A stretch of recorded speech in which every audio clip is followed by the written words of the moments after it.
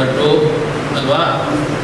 ಈಗ ಅದನ್ನೆಲ್ಲ ಪಂಚಾಯತಿಯವರು ಡಿಸೈಡ್ ಮಾಡಬೇಕು. ಓನರ್ ಅವರು, ಆ ಜಾಗಕ್ಕೆ ಓನರ್ ಅವರು, ಅರ್ಥ ಆಯ್ತಾ?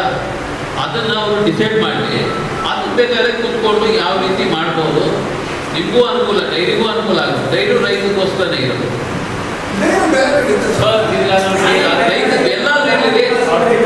ರೈತರಿಗೋಸ್ಕರ ಇರೋದು, ಅದು ರೈತರಿಗೋಸ್ಕರ ಇರೋದು. ಅಂಬೇಡ್ಕರ್ ಭವನ ರೈತರಿಗೋಸ್ಕರ ಇರೋದು. ನಾನು ಹೊಸದಾಗಿ ಬಂದಿದ್ದೀನಿ, ನನಗೀಗ ಸ್ವಲ್ಪ ದಾಖಲೆಗಳು, ನಮ್ಮ ಚೀಫ್ ಆಫೀಸರು ಮತ್ತು ನೀವೆಲ್ಲ ಮಾತಾಡಿರೋರ ಹಿನ್ನೆಲೆಯಲ್ಲಿ ನನಗೆ ಸ್ವಲ್ಪ ಮಟ್ಟಿಗೆ ಅರ್ಥ ಆಗಿದೆ ಏನು ಸಮಸ್ಯೆ ಅಂತ. ಸೊ ಮೊದಲನೇದಾಗಿ ಎಲ್ಲರಿಗೂ ಈ ವೇದಿಕೆ ಮೇಲೆ ಇರ್ತಕ್ಕಂಥ ಎಲ್ಲರಿಗೂ ಕೂಡ ಸ್ವಾಗತವನ್ನು ಬಯಸ್ತಾ, ನಿಮಗೂ ಕೂಡ ಸ್ವಾಗತವನ್ನು ಬಯಸ್ತಾ, ಈಗ ತಮ್ಮೇನು ಅಭಿಪ್ರಾಯ ಹೇಳಿದ್ದೀರಿ ಅದ್ರ ಬಗ್ಗೆ ಸ್ವಲ್ಪ ಹಿನ್ನೆಲೆ ಮಾತಾಡೋಣ. ಈಗ ಈ ಕಾನೂನುಗಳೆಲ್ಲ ಬರೋ ಮೊದಲು ಹಳ್ಳಿಗಳಲ್ಲಿ ಯಾರೋ ದೊಡ್ಡವರು 4 ಜನ ಏನು ಒಡಂಬಡಿಕೆಯಿಂದ ಅಂದರೆ ಒಮ್ಮತದಿಂದ ಮಾತಾಡಿಕೊಂಡು ಸುಮಾರು ಕೆಲಸಗಳು ಮಾಡಿದಾರಲ್ವಾ. ಹಿಂದೆ ಎಲ್ಲ ಕೆರೆಗಳು ಕಟ್ಟಿರೋದು ಊರಲ್ಲಿ ದೊಡ್ಡವರು ಮಾತಾಡಿಕೊಂಡೆ ಕೆರೆಗಳು ಕಟ್ಟಿರೋದು. ಏನೇ ಬಿಲ್ಡಿಂಗ್ ಕಟ್ಟಬೇಕಂದ್ರೂ ದೊಡ್ಡವರು ಮಾತಾಡಿ ಹಿಂದೆ ಮಾಡ್ಕೊಂಡಿರೋದು. ಹಿಂದೆ ಕಾನೂನವಾಗಿರಲಿಲ್ಲ. ಊರಿಗೆ ಏನು ಉಪಯೋಗ,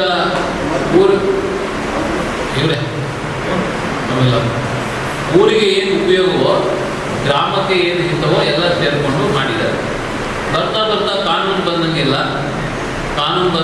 ಅದಕ್ಕೆ ಕಾನೂನು ರೂಪದಲ್ಲಿ, ಕಾನೂನಲ್ಲಿ ಸರ್ಕಾರದಿಂದ ಗ್ರಾಮಕ್ಕೆ ಏನೇನು ಸಹಾಯ ಬೇಕೋ ಆ ಸಹಾಯಗಳೆಲ್ಲ ಕೂಡ ಸರ್ಕಾರದಿಂದ ಹಂತ ಹಂತವಾಗಿ, ಅದು ಯಾವುದೇ ಪಕ್ಷದ ಜನಪ್ರತಿನಿಧಿಗಳಿರಲಿ, ಅವರವರ ಅಧಿಕಾರ ವ್ಯಾಪ್ತಿಯಲ್ಲಿ ಏನೇನು ಸಹಾಯ ಮಾಡಬೇಕು ಅದೆಲ್ಲ ಒಂದು ಹಂತ ಹಂತವಾಗಿ ಮಾಡ್ಕೊಂಡು ಬಂದಿದ್ದಾರೆ.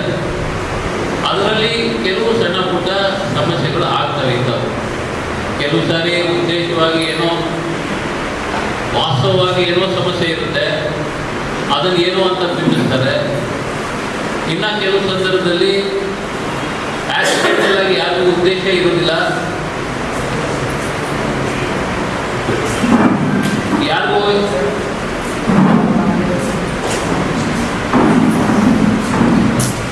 ಪೂರ್ವಗ್ರಹ ಉದ್ದೇಶ ಇರೋದಿಲ್ಲ, ಆಕ್ಸಿಡೆಂಟಲ್ ಆಗಿ ಏನೋ ಒಂದು ಆಗ್ಬೋದು.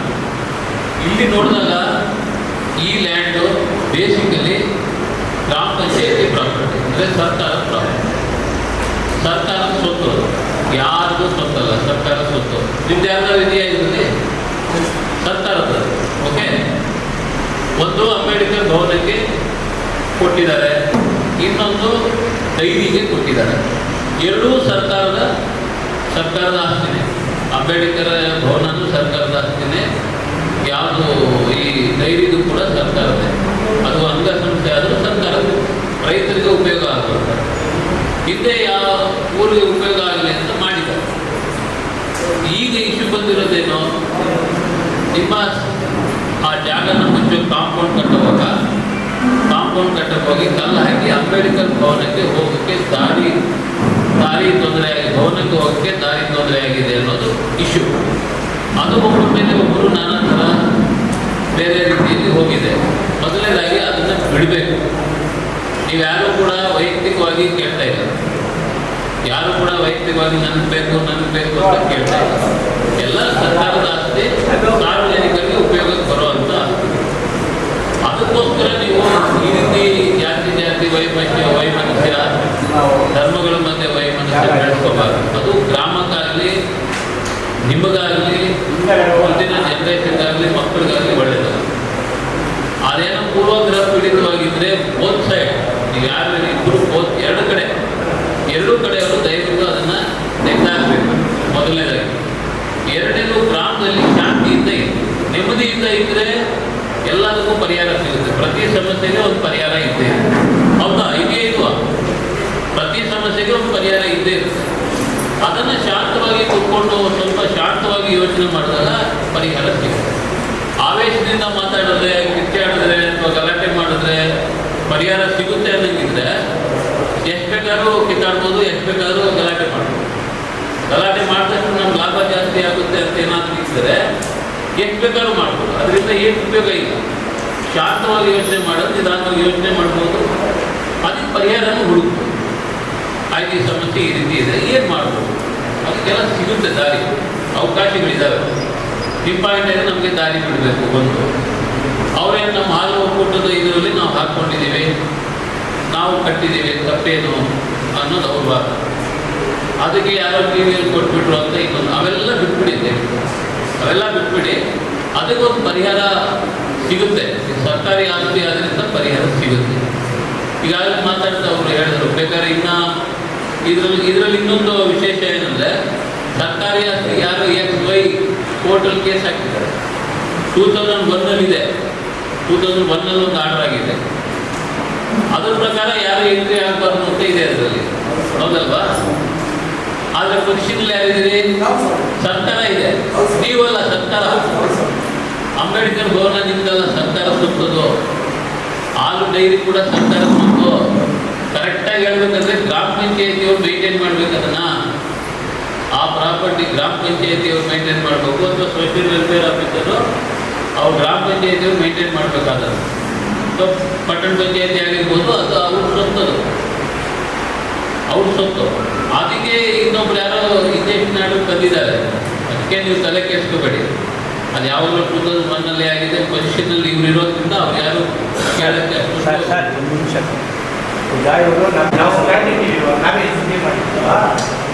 ಒಂದು ನಿಮಿಷ ಅವ್ರು ಹೇಳ್ಬಿಡಿ. ಇದು ಪಟ್ಟಣ ಪಂಚಾಯತಿ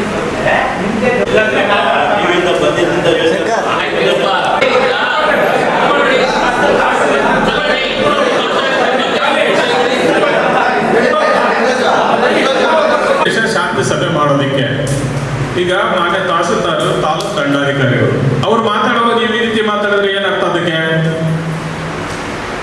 ನಿಮ್ಮದೆಲ್ಲ ಅವಲತ್ತು ಕೇಳಿದಾರಲ್ಲ, ನಿಮ್ದು ಎಲ್ಲ ಅವಲತ್ತು ಕೇಳಿದಾರಲ್ಲ, ನಿಮ್ದೆಲ್ಲ ಮುಗಿತು ಅಂದಮೇಲೆ ಸಾಹೇಬರು ಮಾತಾಡ್ತಾರೆ. ಮತ್ತೆ ಏನ್ ನಿಮ್ ನದ್ದಲ್ಲೇ ಯಾರು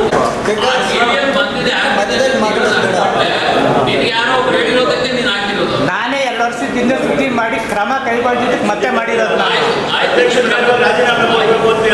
ಹೌದು,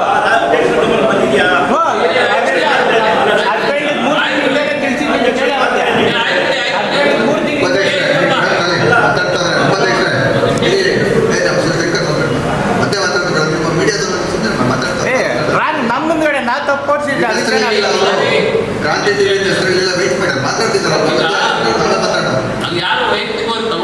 ಫಸ್ಟ್ ಆಫ್ ಆಲ್ ಸಾರ್ವಜನಿಕ ಆಸ್ತಿನ ಮಾರಾಟ ಮಾಡಿರೋದು ತಪ್ಪು ಅಲ್ಲೇ. ಈಗ ಏನು ಆ ಪ್ರಾಪರ್ಟಿ ಎರಡೂ ಸರ್ಕಾರದಿದೆ. ಪಂಚಾಯತಿಯವರು ಜವಾಬ್ದಾರಿ ಅದು ನಿಮ್ಮ ಅಂಡರ್ನಲ್ಲಿ ಇದೆಯಲ್ಲ, ನಿಮ್ಮ ಕಂಟ್ರೋಲಲ್ಲಿ ಇದೆಯಲ್ಲ. ನಿಮ್ಮ ಕಂಟ್ರೋಲೇ ಇರಬೇಕು. ರೂಲ್ ಪ್ರಕಾರ ನಿಮ್ಮ ಕಂಟ್ರೋಲೇ ಇರಬೇಕು. ಯಾರ ಕಂಟ್ರೋಲ್ ಇರ್ಲಿಕ್ಕೆ ಸಾಧ್ಯ ಇಲ್ಲ. ಪಂಚಾಯತಿ ಎರಡೂ ಆಸ್ತಿ, ಅದು ಮಿಲ್ಕ್ ಯೂನಿಯನ್ ಅವರು ಯೂಸ್ ಮಾಡ್ತಾ ಇರ್ಬೋದು ಅಷ್ಟೇ. ಬಟ್ ಪ್ರಾಪರ್ಟಿ ಓನರ್ ನೀವೇ. ಈಗ ಆ ಎರಡು ವಿಚಾರಕ್ಕೆ ಈ ಕೋರ್ಟ್ ಆರ್ಡರ್ ಏನಿದೆ, ನ್ಯಾಯವಾಗಿ ಹೇಳಬೇಕು ಅಂದರೆ 2001 ಪಂಚಾಯತಿಯವರೇ ಅಪೀಲ್ ಹಾಕಬೇಕಾಗಿತ್ತು. ಅಪೀಲ್ ಹಾಕಿ ಅದನ್ನು ಕ್ಯಾನ್ಸಲ್ ಮಾಡಿಸ್ಬೇಕಾಗಿತ್ತು. ಆಯ್ತು ಇಲ್ಲಪ್ಪ, ಅದು ಹಾಕ್ಬೇಕಾಗಿತ್ತು. ಆಯ್ತು ಬಿಡಿ, ಈಗ ಅದು ಬಿಟ್ಬಿಡಿ. ಈಗ ಶಾಂತವಾಗಿ ನೀವೆಲ್ಲರೂ ಕೂಡ ಊರಲ್ಲಿ ಶಾಂತವಾಗಿರಿ. ಈಗೇನು ಕಲ್ಲಿಗೆ ಹಾಕಿದಾರಲ್ವ, ಈಗ ಅಂಬೇಡ್ಕರ್ ಭವನ ಇರೋದ್ರಿಂದ ಅದಕ್ಕೆ ದಾರಿ ಕೂಡ ಬಿಡೋ ಅವಶ್ಯಕತೆ ಇದೆ. ಯಾಕೆ ಅವಶ್ಯಕತೆ ಇದೆ ಅಂದರೆ, ಅದು ಸರ್ಕಾರ ಪ್ರಾಪರ್ಟಿ, ಹಾಲು ಡೈರಿ ಕೂಡ ಸರ್ಕಾರ. ಅಲ್ಲಿ ರೈತರಿಗೂ ತೊಂದರೆ ಆಗಬಾರ್ದು, ಇಲ್ಲೂ ಬರೋರಿಗೂ ಯಾರಿಗೂ ತೊಂದರೆ ಆಗಬಾರ್ದು. ಇದನ್ನು ನೀವೆಲ್ಲರೂ ಕೂಡ ಮಂದಟ್ಟು ಮಾಡಬೇಕು. ವಿಶೇಷವಾಗಿ ಇವ್ರು ಯಾರು ಇಬ್ಬರು ಒತ್ತುವರಿ ಇದ್ದಾರಲ್ಲ, ಈ ಒತ್ತುವರಿ ಇರೋರಿಗೆ ಆ್ಯಕ್ಷನ್ ತಗೊಂಡ್ರೆ ಎಲ್ಲ ಸರಿ.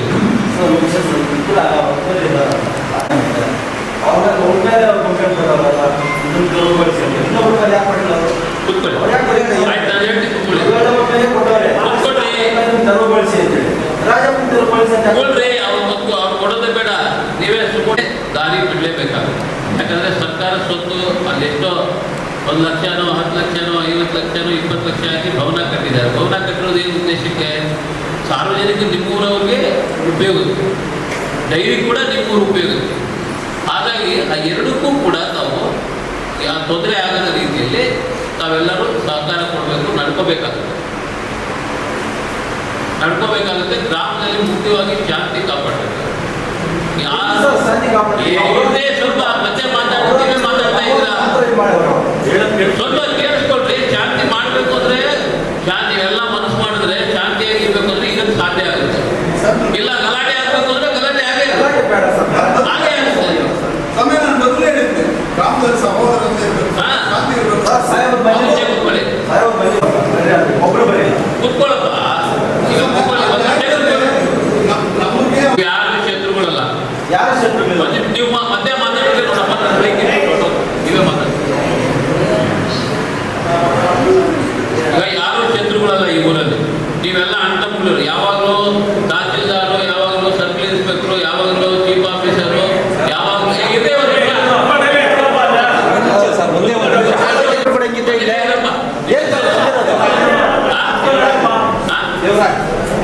ಅಂಬೇಡ್ಕರ್ ಸರ್ಕಾರದ್ದೇ, ಡೈರಿನೂ ಸರ್ಕಾರದ್ದೇ, ಆ ಜಾಗನೂ ಸರ್ಕಾರದ್ದೇ. ಮತ್ತಿನ್ನೇನು? ಅಲ್ಲ, ಸಾರ್ವಜನಿಕ ಅವ್ರಿಗೂ ಅನುಕೂಲ ಆಗಲಿ, ಇವ್ರಿಗೂ ಅನುಕೂಲ. ನಾನು ಅದೇ ಮಾತಲ್ಲೇ ಹೇಳ್ತಾ ಇರೋದು, ಕನ್ನಡದಲ್ಲೇ ಮಾತಾಡ್ತಾ ಇದ್ದೀನಿ. ನಾನು ಕನ್ನಡದಲ್ಲೇ ಮಾತಾಡ್ತಾ ಇದ್ದೀನಲ್ವಾ? ನಾನು ಕನ್ನಡದಲ್ಲೇ ಅರ್ಥ ಆಗೋ ಮಾತಾಡ್ತಾ ಇದ್ದೀನಿ. ನನ್ನ ಕನ್ನಡ ಅರ್ಥ ಆಗ್ತಾ ಇಲ್ಲ ಯಾರಿಗಾದ್ರು? ಸುಮ್ಮನೆ ಸ್ಪಷ್ಟವಾಗಿ ನಿಮ್ಗೆ ಅರ್ಥ ಆಗೋ ಮಾತಾಡ್ತಾ ಇದ್ದೀನಿ. ಏನಿದ್ದನ್ನೇ ಹೇಳ್ತಾ ಕೂತ್ಕೊಂಡ್ರೆ ಈಗ ಎರಡೇ ತೀರ್ಮಾನ. ಅದು ಬೇಸಿಕಲಿ ಸರ್ಕಾರಿ ಜಮೀನು ಆಗಿರೋದ್ರಿಂದ ಬೋತ್ ಪಾರ್ಟೀಸ್ ನೀವು ವೈಮನಸ್ಸೆ ಬಿಟ್ಟು ಪ್ರಶಾಂತವಾಗಿ ಊರಲ್ಲಿ ಇರೋದನ್ನ ಕಲಿಬೇಕು. ಮೊದಲನೇದಾಗಿ ಶಾಂತಿಯುತವಾಗಿ ಇರೋದನ್ನ ಕಲಿಬೇಕು ಮೊದಲು. ನೋಡ್ರಿ, ನಾವು ಯಾರು ಬರಲ್ಲ. 24 ಗಂಟೆ ನಾವು ಯಾರು ಬರ್ತೀವಿ ಅಂದ್ರೆ ಬರುತ್ತಾ? ಆ್ಯಕ್ಚುಲಿ ಹಳ್ಳಿಗಳಲ್ಲಿ ಈ ರೀತಿ ಶಾಂತಿ ಸಭೆ ಮಾಡೋದೇ ತಪ್ಪು. ಯಾಕೆ ಗೊತ್ತಾ? ನೀವೆಲ್ಲ ಅಣ್ಣತಮ್ಮಗಳ ಥರ ಇದ್ರೆ ಯಾವ ಶಾಂತಿ, ನೀವೇ ಶಾಂತಿ ಸಭೆ ಮಾಡ್ಕೋಬೇಕು. ಊರಲ್ಲಿ ನೀವೇ ಮಾಡ್ಕೋಬೇಕು. ನಾವ್ಯಾಕೆ ರೀತಿ ಆಗ್ತೀವಿ ಅಂದರೆ, ಸುಮಾರು ಜನಕ್ಕೆ ಕಾನೂನು ತಿಳುವಳಿಕೆ ಗೊತ್ತಿರುತ್ತೆ, ಅದನ್ನ ಉಲ್ಟಾ ತಿರುಗ್ತಾರೆ. ಕೆಲವ್ರಿಗೆ ಚೆನ್ನಾಗಿ ಗೊತ್ತಿರುತ್ತೆ, ಉಲ್ಟಾ ತಿರುಗ್ತಾರೆ. ಕೆಲವ್ರು ಗೊತ್ತಿರಲ್ಲ, ಏನೋ ಒಂಥರ ಮಾತಾಡ್ತಾರೆ. ಅವೆರಡವನ್ನು ಬ್ಯಾಲೆನ್ಸ್ ಮಾಡಿ ಲಾ ಆ್ಯಂಡ್ ಆರ್ಡರ್ ಪ್ರಾಬ್ಲಮ್ ಆಗದಂಗೆ ಸಾರ್ವಜನಿಕರಿಗೆ ಶಾಂತಿಯಿಂದ ಬದುಕಕ್ಕೆ ನಾವೆಲ್ಲ ಬಂದು ನಿಮಗೆ ಸ್ವಲ್ಪ ತಿಳುವಳಿಕೆ ಹೇಳೋದು, ನಿಮಗೆ ಅರ್ಥ ಮಾಡಿಸೋದು. ಈಗ ಇದೆಯಪ್ಪ, ದಯವಿಟ್ಟು ಆ ರೀತಿ ಇರಿ ಅಂತ ಹೇಳೋದು ನಮ್ಮ ಕೆಲಸ. ಈ 24 ಗಂಟೆನೂ ನಾವು ಯಾರು ಬಂದು ನಿಮಗೆ ಬಂದು ಹಂಗೆಲ್ಲ ಹೇಳಿ ಮಾಡೋಕ್ಕಾಗುತ್ತಾ? ನಿಮ್ಮೂರು ಎಷ್ಟು ವರ್ಷದಿಂದ ಇದೆ? ಎಲ್ಲ ಶಾಂತಿ ಇವಾಗ ಇಲ್ವ ನೀವು? ಇದರಲ್ಲಿ ಯಾರೋ ಒಬ್ಬರು ಇಬ್ಬರು ವೈಯಕ್ತಿಕವಾಗಿ ಏನು ಮಾಡ್ತಾರೆ, ನನಗೆ ನನ್ನ ತಪ್ಪಿದ್ರೆ ನಾನು ಯಾವುದೋ ಒಂದು ಹಿಡ್ಕೊಳ್ಳೋದು, ನನ್ನ ತಪ್ಪನ್ನು ಮುಚ್ಕೊಳ್ಳೋಕ್ಕೆ ನಾನು ಯಾವುದೋ ಒಂದು ಹಿಡ್ಕೊಳ್ಳೋದು, ಒಂದು ಅಸ್ತ್ರ, ಊರಿನ ಅಸ್ತ್ರನೋ, ಜಾತಿ ಅಸ್ತ್ರನೋ, ಅಥವಾ ಇನ್ನೊಂದು ಹುದ್ದೆ ಅಸ್ತ್ರನೋ, ಏನೋ ಒಂದು ಹಿಡ್ಕೊಳ್ಳೋದು, ನಾವು ಏನೋ ಒಂದು ಆಟ ಆಡೋದು. ಈ ರೀತಿ ಆಗೋದು ಬೇಡ. ಅದಕ್ಕೆ ಶಾಂತಿಯುತವಾಗಿರಿ. ಕಾನೂನು ಪ್ರಕಾರ ಹೋದರೆ ನಾನಾ ಥರ ಇರ್ತವೆ, ಅದು ಬೇಡ. ಈಗ ಆ ಆಸ್ತಿ ಅದು ಉಳಿಬೇಕು, ಅದು ಉಳಿಬೇಕು. ಸೊ ಈಗೇನು ಹಿಂದೆ ಏನಿತ್ತು ಆ ದಾರಿ ಏನಿದೆ, ಆ ದಾರಿನೂ ಬಿಡಿ. ಅವ್ರಿಗೆ ನಿಮ್ಮ ಪಾಡಿಗೆ ನೀವು ಡೈರಿನೂ ಇರಲಿ, ಇವ್ರ ಪಾಡಿಗೆ ಇದು ಇರಲಿ. ಶಾಂತಿಯುತವಾಗಿದ್ದರೆ ಎಲ್ಲ ಸರಿ ಹೋಗುತ್ತೆ. ಇದು ನನ್ನ ಮನವಿ ತಮ್ಮೆಲ್ಲರಲ್ಲೂ ಕೂಡ. ಒಂದು ನಿಮಿಷ ಪೂರ್ತಿ ಕೇಳಿಸ್ಕೊಂಡ್ರೆ ಆಯ್ತು, ಒಂದು ನಿಮಿಷ ಆಗಿದೆ. ಆಯ್ತು, ಒಂದು ನಿಮಿಷ. ಎರಡು 2-3 ಪಾಯಿಂಟ್ ಇದೆ. ಡೈರಿ ಬೇರೆ ಕಡೆ ಆಗಿದೆ, ನಂಬರ್ 1. ಒಂದು ಕೋರ್ಟಲ್ಲಿ ಏನೋ ಇಂಜೆಕ್ಷನ್ ಇದೆ, ನಂಬರ್ 2 ಅಲ್ವಾ?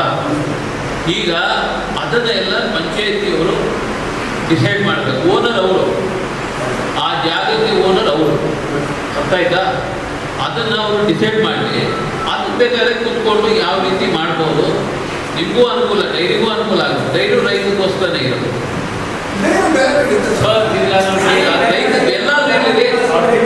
ರೈತರಿಗೋಸ್ಕರ ಇರೋದು, ಅದು ರೈತರಿಗೋಸ್ಕರ ಇರೋದು. ಅಂಬೇಡ್ಕರ್ ಭವನ ರೈತರಿಗೋಸ್ಕರ ಇರೋದು. ಅದಕ್ಕೆ ನೀವು ಕುತ್ಕೊಂಡು ನೀವು ಸ್ವಲ್ಪ ಒಂದು ಕಾಲ್ ತಗೊಳ್ಳಿ, ನೀಟಾಗಿ ಕಾಲ್ ತಗೊಳ್ಳಿ. ಅಲ್ಲಿ ದಾರಿ, ಈಗ ಅಂಬೇಡ್ಕರ್ ಭವನಕ್ಕೆ ದಾರಿಗೆ ಯಾರು ಅಡ್ಡಿಪಡಿಸಬಾರ್ದು, ಯಾರಿದ್ದೀರೋ ಯಾರು ಅಡ್ಡಿಪಡಿಸಬಾರ್ದು. ಮತ್ತು ಇವೆರಡನ್ನೂ ಕೂಡ ನಾವು ತೆರವುಗೊಳಿಸೋದು ಸೂಕ್ತ. ಇವೆರಡು ತೆರವುಗೊಳಿಸೋಕೆ ನಿಮಗೆ ಅಧಿಕಾರ ಇದೆ, ತೆರವುಗೊಳಿಸಿ. ಕಾನೂನು ಪ್ರಕಾರ ಹೋಗೋದಂದ್ರೆ ಅವೆರಡೂ ತೆರವುಗೊಳಿಸಲೇಬೇಕಾಗುತ್ತೆ. ಎರಡು ತೆರವುಗೊಳಿಸಿ ನೀವು ಕಂಟ್ರೋಲ್ ತಗೊಳ್ಳಿ. ಆಮೇಲೆ ಡೈರಿ ಇನ್ನೊಂದು ಕಡೆ ಆಗಿದೆ ಅಂದರೆ ಇನ್ನೊಂದು ಕಡೆ ಆಗಿದೆ, ಎಲ್ಲರಿಗೂ ಒಪ್ಪಿಗೆ ಇದೆ, ಪರವಾಗಿಲ್ಲ, ಡೈರಿ ಅಲ್ಲಿದ್ದರೂ ಜನಗಳಿಗೆ ಅನುಕೂಲ ಅಂತ ನೀವು ಆಮೇಲೆ ನೀವು ಡಿಸಿಷನ್ ತಗೋಬೋದು. ಪಂಚಾಯತಿಗೆ ಅಧಿಕಾರ ಇದೆ, ತಗೊಳ್ಳೋ ಡಿಸಿಷನ್ ಪಂಚಾಯತಿಗೆ ಅಧಿಕಾರ ಇದೆ. ನೀವೇ ಕುತ್ಕೊಂಡು ಮಾತಾಡ್ಬೋದು. ಅದ್ರ ಬದಲು ಅದನ್ನು ನೀವು 4 ಜನ ಬಂದು ಕೂತ್ಕೊಂಡು ಈ ಕಡೆ ಒಂದಿಬ್ಬರು ಈ ಕಡೆ ಇಬ್ಬರು ಬಂದು ನಿಮ್ಮ ಗ್ರಾಮದವರೇ ಅಧ್ಯಕ್ಷರು ಉಪಾಧ್ಯಕ್ಷರುಗಳು ಮೆಂಬರ್ಗಳೆಲ್ಲ ಇರ್ತಾರೆ, ಕೂತ್ಕೊಂಡು ಒಂದು ಮಾತಾಡಿ ಅದನ್ನು ಬಗೆಹರಿಸ್ಕೋಬೋದು. ಅದು ಬಿಟ್ಟು ಅದನ್ನು ಈ ರೀತಿ ಗ್ರಾಮ ಮಧ್ಯ ಜಾತಿಗಳ ಮಧ್ಯೆ ವೈಷಮ್ಯ ಹೇಳಿಸೋದು ಅಷ್ಟು ಸೂಕ್ತ ಅಲ್ಲ. ದಯವಿಟ್ಟು ತಾವೆಲ್ಲರೂ ಕೂಡ ಅದನ್ನು ಕೈ ಬಿಡಬೇಕು, ಶಾಂತಿಯುತವಾಗಿ ಇರಬೇಕಾಗುತ್ತೆ.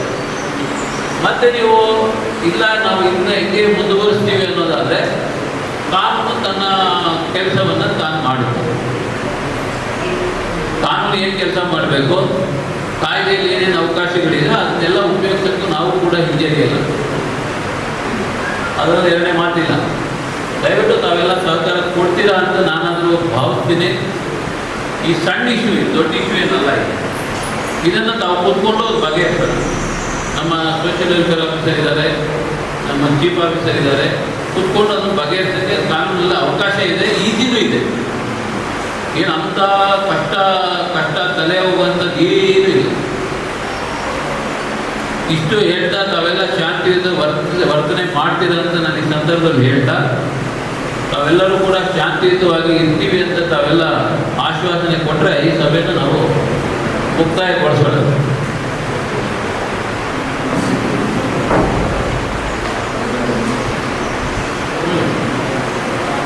ಅಲ್ವಾ?